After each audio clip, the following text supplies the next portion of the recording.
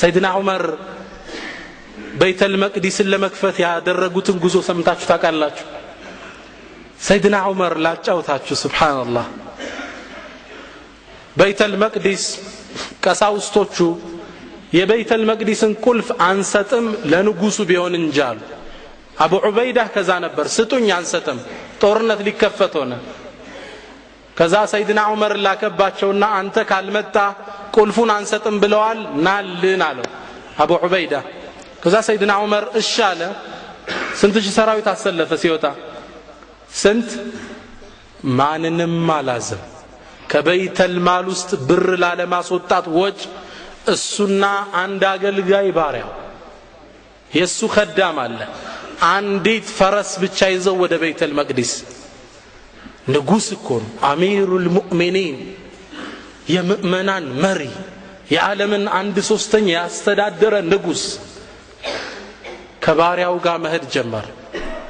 ሲሄዱ ግን ተመልከቱ አኽላቅ ፍትሃዊነት ሰይድና ዑመር ምን አለው ለዚህ ለአገልጋይ ባሪያው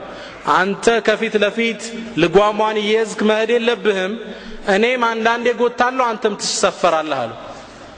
ይሄማ ይሆንም አሚራል ሙእሚኒን አለ ወኢላ ይሄማ ይሆናል አሉት ይሄ አገልጋያቸው ምን ያደርግ ትእዛዛቸውን ተቀበለ በየወረፋ ነው የሚተካኩት እንዴት ይወቁት ሰዓቱን ምን ያህል አንዱ እንደሚቀመጥ ሰይድና ዑመር ምን አሉ እኔ ይሄድኩ እኔ ከላይ ስቀመጥ አንተ ስትነዳ ግማሽ ጁዝ እቀራለሁ ጁዙ ሲያልቅ ወርዳለሁ አንተ ተወጣና ግማሽ ጁዝ ትቀራለህ አሉ የቁርአን ትውልድ ሱብሃንአላህ ሰይድና ዑመር ይቀራሉ እሱ ይጎታል እሱ ይወጣል እሱ እየቀራሳቸው ይጎታሉ ንጉስ እኮ ነው የፈረስ አፊዞ የሚጎተው አጂብ በጣም የሚያጅበው ይላሉ ሙአሪኾቹ በይተል መቅዲስ ሊገቡ ሲሉ የማን ነበር ወረፈው የማን ነበር ያገልጋዩ ባሪያ ነበር ሰይድና ዑመር ምን ይዘዋል ልጓሟን ይዘው ንጉስ አጀበን والله ታሪኩ ሚነካ ነው ልክ ይዘው ሲገቡ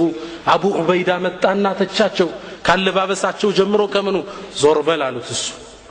ልክ ሲገቡ ቀሳውስት አይናቸውን ከፍተው ያዩ ነበር ልክ እንዳዩት ምን አሉ ኢና ቀራእና ፊ ተውራት እኛ እኮ ተውራት መጽሐፋችን ላይ አንብበናል እነማ يفتح بيت المقدسን የሚከፍታት ንጉስ ይመጣል ملك يمشي وغلامه راكب ተውራት ላይ ተጠቀሰው ምንድነው